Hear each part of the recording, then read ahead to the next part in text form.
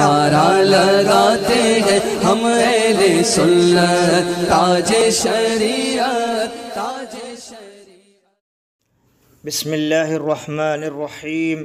اللہ کے نام سے شروع جو بہت مہربان رحمت والا۔ صلی اللہ علی النبی الامی وآلہ صلی اللہ علیہ وسلم، صلاۃ و سلاما علیک یا رسول اللہ۔ سوانح تاج الشریعہ علیہ الرحمہ۔ سعودی مظالم کی کہانی، اختر رضا کی زبانی۔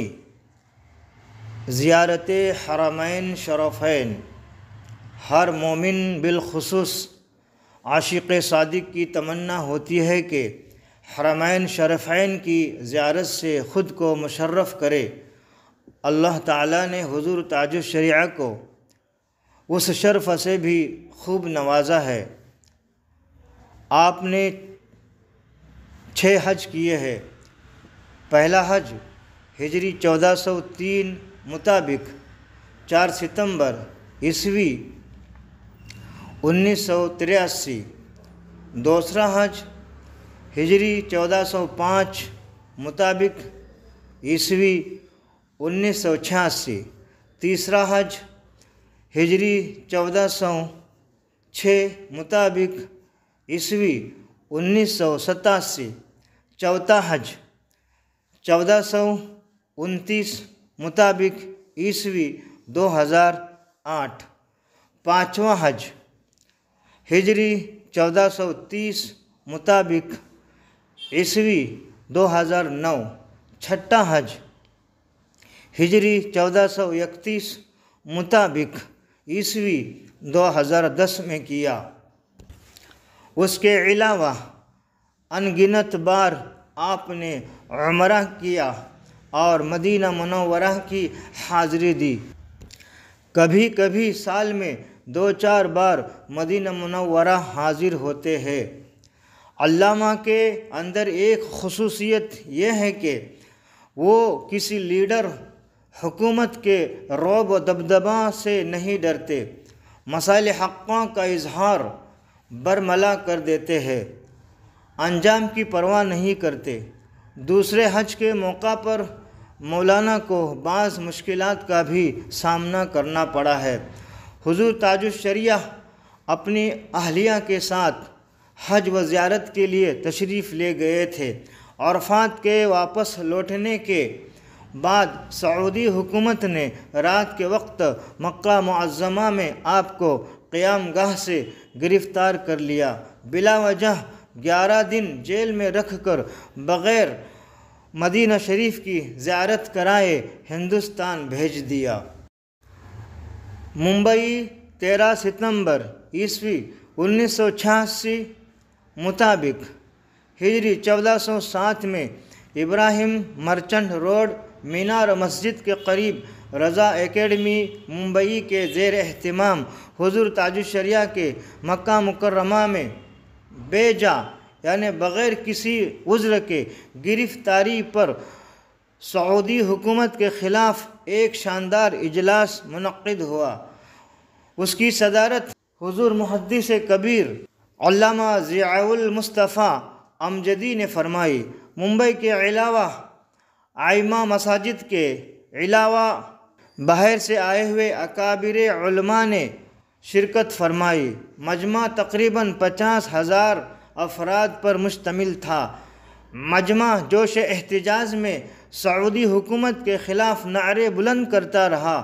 آخر میں حضور تاج الشریعہ نے سعودی حکومت میں اپنی گرفتاری اور زیارت مدینہ منورہ کے بغیر واپس کیے جانے سے متعلق اپنا مختصر سا بیان دیا۔ 31 اگست عیسوی 1986 شب میں 3 بجے اچانک سعودی حکومت کے CID پولیس کے لوگ میرے قیام گاہ پر آئے اور مجھے بیدار کر کے پاسپورٹ طلب کیا۔ پھر میرے سامان کی تلاشی کا مطالبہ کیا۔ میرے ساتھ میری پردہ نشین بیوی تھے۔ میں نے انہیں باتھ روم میں بھیج دیا۔ پھر CID نے باتھ روم کو باہر سے مقفل کر دیا۔ یعنی تالا لگا دیا، اور وہ لوگ سپاہیوں کے ساتھ میرے کمرے میں داخل ہوئے۔ مجھے ریوالور کے نشانے پر حرکت نہ کرنے کی وارننگ دی۔ میرے سامان کی تلاشی لی۔ میرے پاس حضرت مولانا سید علوی مالکی رضوی مدد اللہ کی دی ہوئی چند کتابیں اور کچھ کتابیں اعلیٰ حضرت رضی اللہ تعالیٰ عنہ کی اور دلائل الخیرات تھی۔ ان تمام کتابوں کو اپنے قبضہ میں لیا۔ مجھ سے ٹیلی فون کی ڈائری مانگی جو میرے پاس نہ تھی۔ میری بیوی کا اور میرے ساتھیوں کے پاسپورٹ، ٹکٹ اور کتابیں ہمراہ لے کر مجھے CID آفس لائے اور ایک بعد دیگر میرے رفقا محبوب اور یعقوب کو بھی اٹھا لائے۔ مجھ سے رات میں رسمی گفتگو کے بعد پہلا سوال یہ کیا کہ آپ نے جمعہ کہاں پڑھا؟ میں نے کہا میں مسافر ہوں، میرے اوپر جمعہ فرض نہیں، لہٰذا میں نے اپنے گھر میں ظہر پڑھی۔ مجھ سے پوچھا تم حرم میں نماز نہیں پڑھتے ہو؟ میں نے کہا میں حرم سے دور رہتا ہوں، حرم میں طواف کے لیے جاتا ہوں، اسی لیے حرم میں نماز نہیں پڑھ سکتا۔ مجھ سے کہا آپ کیوں اپنے محلہ کی مسجد میں نماز نہیں پڑھتے؟ میں نے کہا کہ بہت سے لوگ ہیں جنہیں میں دیکھتا ہوں کہ وہ محلہ کی مسجد میں نماز نہیں پڑھتے، اور بہت سے لوگوں کے متعلق مجھے محسوس ہوتا ہے کہ وہ سرے سے نماز ہی نہیں پڑھتے، تو مجھ سے ہی کیوں باز پرس کرتے ہوں؟ مجھ سے پھر بھی اصرار کیا گیا تو میں نے کہا کہ میرے مذہب میں اور آپ لوگوں کے مذہب میں اختلاف ہے۔ آپ حنبلی کہلاتے ہیں اور میں حنفی ہوں، اور حنفی مقتدی کی رعایت غیر حنفی امام اگر نہ کرے تو حنفی کی نماز صحیح نہیں ہوگی، اس وجہ سے میں نماز علیحدہ پڑھتا ہوں۔ مجھ سے حضرت علامہ سید علوی مالکی مدد اللہ کی کتابوں کے متعلق پوچھا کہ یہ تمہیں کیسے ملے؟ میں نے کہا مجھے یہ کتابیں انہوں نے چند روز پہلے دی ہے۔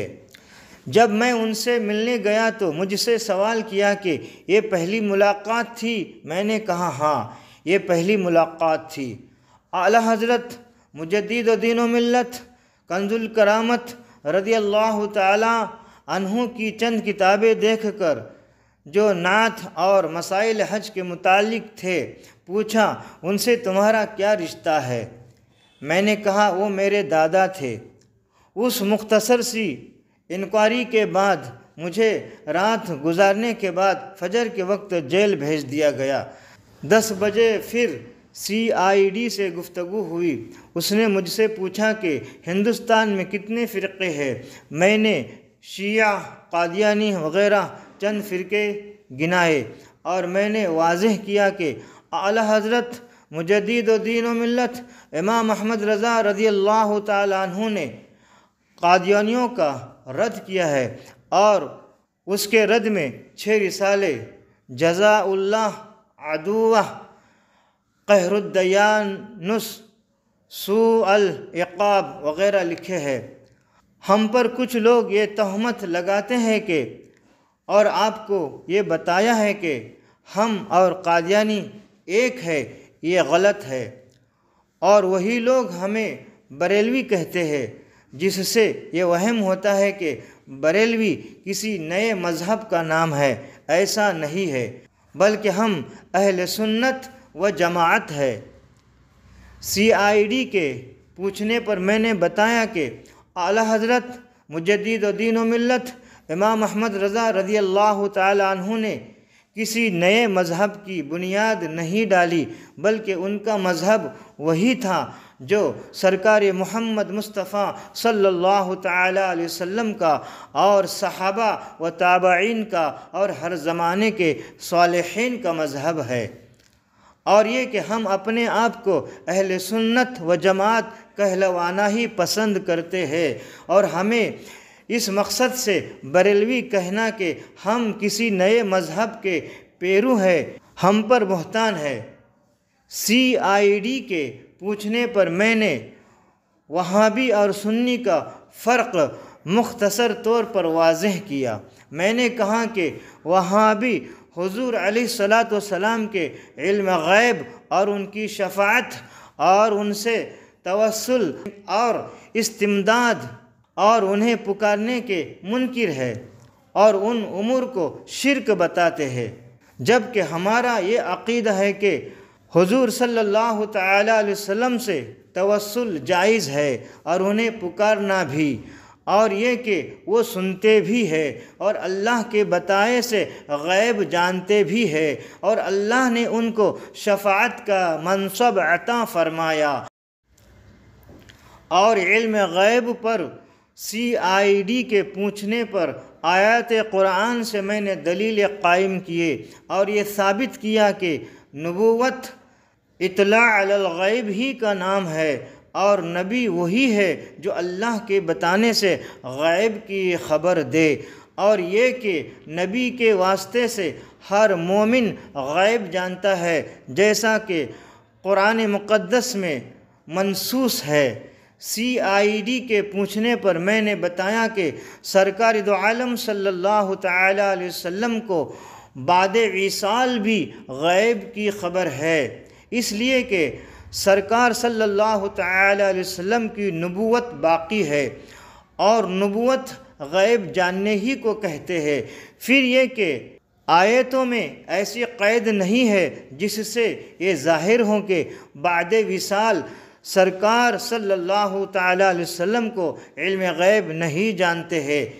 ایک اور نشست میں CID کے مطالبہ پر میں نے توسل کی دلیل میں وَابْتَغُوا إِلَيْهِ الْوَسِيلَةَ آیت پڑھی اور یہ بتایا کہ سرکار صلی اللہ تعالیٰ علیہ وسلم سے توسل من جملہ اعمال صالحہ ہے، اور یہ کہ کسی عمل کا صالح ہونا اور وسیلہ ہونا اس شرط پر موقوف ہے کہ وہ مقبول ہو، اور سرکار رسالت صلی اللہ تعالیٰ علیہ وسلم بلا شبہ مقبول بارگاہ الوہیت ہے، بلکہ سید المقبولین ہے، تو ان سے توسل بدرجہ اولا جائز ہے اور توسل شرک نہیں۔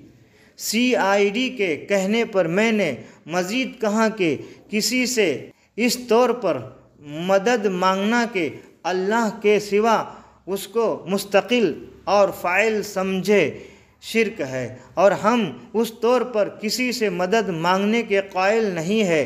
ہاں، اللہ کی مدد کا وسیلہ جان کر کسی مقبول بارگاہ سے مدد مانگنا ہرگز شرک نہیں ہے۔ CID کے ایک سوال کے جواب میں کہا کہ ہم میں اور وہابیوں میں یہ فرق ہے کہ وہ ہمیں توسل وغیرہ امور کی بنا پر کافر و مشرک بتاتے ہیں، لیکن ہم ان کو محض اس بنا پر کافر و مشرک نہیں کہتے، یعنی اس کے وجوہات اور ہے۔ دوسرے دن میرے ان بیانات کی روشنی میں CID نے میرے لیے ایک اقرار نامہ اس نے خود لکھ کر مجھے سنایا، جو یوں تھا: میں فلاں بن فلاں بریلوی مذہب کا مطیع ہوں۔ میں نے اعتراض کیا کہ میں بارہا کہہ چکا ہوں کہ بریلوی کوئی مذہب نہیں ہے، اور اگر کوئی نیا مذہب بنام بریلوی ہے تو میں اس سے بری ہوں۔ آگے اقرار نامہ میں اس نے یوں لکھا کہ اعلیٰ حضرت امام احمد رضا علیہ رحمہ کا پیرو ہوں اور بریلیوں میں سے ایک ہوں، اور ہمارا عقیدہ ہے کہ سرکار سے توسل، استغاثہ اور ان کو پکارنا جائز ہے، اور سرکار صلی اللہ علیہ وسلم غیب جانتے ہیں، اور وہابی ان امور کو شرک بتاتے ہیں، اور یہ کہ میں ان کے پیچھے اس وجہ سے نماز نہیں پڑھتا ہوں کہ ہم سنیوں کو مشرک بتاتے ہیں۔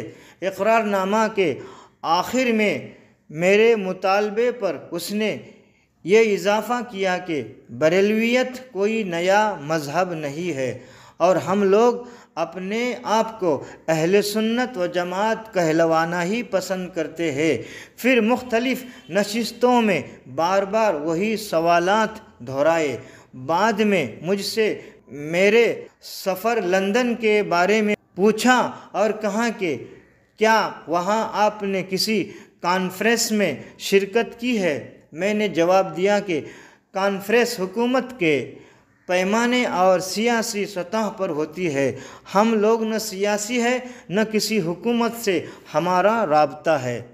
CID کے پوچھنے پر میں نے بتایا کہ لندن کے اس اجلاس میں جس میں شریک تھا بنام بریلویت مسائل پر مباحثہ نہ ہوا، بلکہ اتحاد اسلام اور تنظیم المسلمین پر تقاریر ہوئے، اور اس جلسہ کا خرچ وہاں کے سنی مسلمانوں نے اٹھایا، اور اس میں یہ مطالبہ کیا گیا کہ امام احمد رضا بریلوی کے پیرو اہل سنت و جماعت کو رابطہ عالم اسلامی میں نمائندگی دی جائے، جس طرح ندیوں وغیرہ کو رابطہ میں نمائندگی حاصل ہے۔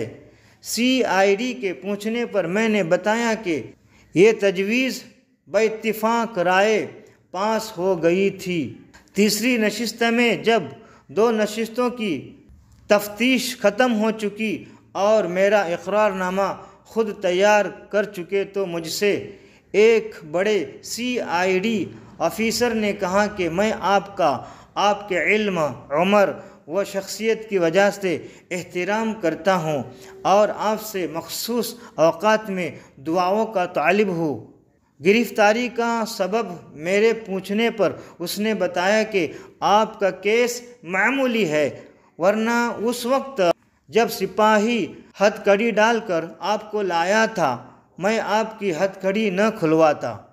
مختصر یہ کہ مسلسل سوالات کے باوجود میرا جرم میرے بار بار پوچھنے کے بعد بھی مجھے نہ بتایا، بلکہ یہی کہتے رہے کہ میرا معاملہ اہمیت نہیں رکھتا، لیکن اس کے باوجود میری رہائی میں تاخیر کی اور بغیر اظہار جرم مجھے مدینہ منورہ کی حاضری سے موقوف رکھا، اور 11 دنوں کے بعد جب مجھے جدہ روانہ کیا گیا تو میرے ہاتھوں میں جدہ ایئرپورٹ تک ہتھ کڑیاں پہنائی رکھی، اور راستہ میں نماز ظہر کے لیے موقع بھی نہ دیا گیا۔ اس وجہ سے میری نماز ظہر بھی قضا ہو گئی۔ بین الاقوامی احتجاجی مظاہرہ ستمبر 1986 مطابق 1407 میں دوران حج حضور تاج الشریعہ کو حکومت سعودی عرب نے مکہ مکرمہ میں بلا جرم صرف غلبہ نجدیت کی خاطر گرفتار کر کے 11 دن تک قید و بند میں رکھا، اور مزید ستم یہ کہ انہیں دیار حبیب پاک صلی اللہ تعالی علیہ وسلم کی حاضری سے بھی محروم کر دیا، لیکن حضرت اپنے موقف اور مسلک پر قائم رہے اور ان کے پائے ثبات میں لغزش نہیں آئی۔ آپ کی گرفتاری سے عالم اسلام میں غم و غصہ کی لہر دوڑ گئی تھی، اور نہ صرف ہندوستان بلکہ بیرون ہند بیشتر اسلامی اور غیر اسلامی ممالک میں سواد اعظم اہل سنت کے احتجاجات کا لمبا سلسلہ شروع ہو گیا۔ اخبارات و رسائل نے بھی جانشین مفتی اعظم ہند کی اس بیجا گرفتاری کی مذمت کی، اور ورلڈ اسلامک مشن برطانیہ، رضا اکیڈمی ممبئی، سنی جمعیت العلماء، جمعیت علماء اسلام پاکستان اور چھوٹی بڑی انجمنیں و جماعتوں نے زبردست احتجاجی مظاہرے پورے بر صغیر میں کیے اور حکومت سعودیہ سے معافی کا مطالبہ کیا۔ شافد شہزادہ عبداللہ و ترکی بن عبدالعزیز سے ملاقات۔ حضرت کی گرفتاری کے رد عمل و قائدین ملت نے لندن میں سعودی حکومت کے بادشاہ شافد شہزادہ عبداللہ موجودہ بادشاہ و ترکی بن عبدالعزیز وزیر مملکت سے طویل ملاقاتیں کی، جن میں علامہ ارشد القادری، مولانا عبدالستار خان نیازی، مولانا شاہ احمد نورانی، مولانا سید غلام السیدین، مولانا شاہد رضا نعیمی، شاہ محمد جیلانی صدیقی، مولانا یونس کاشمیری، مولانا عبد الوہاب صدیقی، مولانا شاہ فرید الحق اور دیگر علماء اہل سنت نے حکمران سعودیہ کو پرزور انداز میں گرفتاری پر احتجاج درج کیا اور حرمین شریفین میں ہر مسلک کے لوگوں کو اپنے عقیدہ کے مطابق نماز پڑھنے اور دیگر ارکان کرنے دینے کا مطالبہ کیا، جس پر ان سربراہان مملکت نے فوراً منظور کر لیا اور امت مسلمہ کے لیے سعودی حکومت نے ایک اعلانیہ جاری کیا کہ حرمین شریفین میں ہر مسلک اور مذہب کے لوگ اب آزادانہ طریقوں سے عبادت کریں گے۔ کنز ایمان پر پابندی میرے حکم سے نہیں لگائی گئی ہے، مجھے اس کا علم بھی نہیں ہے۔ اب میلاد کی محفل آزادانہ طریقے پر ہوگی، کسی پر مسلط نہیں کیا جائے گا، سنی حجاج کرام کے ساتھ کوئی زیادتی نہیں ہوگی۔ بالآخر قربانی رنگ لائی۔ اہل سنت کے احتجاجات نے حکومت سعودیہ کو یہ سوچنے پر مجبور کر دیا کہ لندن میں سعودی فرما روا شاہ فہد کو یہ اعلان کرنا پڑا کہ حرمین شریفین میں ہر مسلک کے لوگوں کو ان کے طریقوں پر عبادت کرنے کی آزادی ہوگی۔ ارکان ورلڈ اسلامک مشن برطانیہ نے لندن میں شاہ فہد اور ان کے بھائی پرنس ترکی ابن عبدالعزیز شہزادہ عبداللہ موجودہ بادشاہ حکومت سعودیہ سے ملاقات کر کے اختلافی مسائل پر مذاکرہ کے سلسلہ میں گفتگو کی۔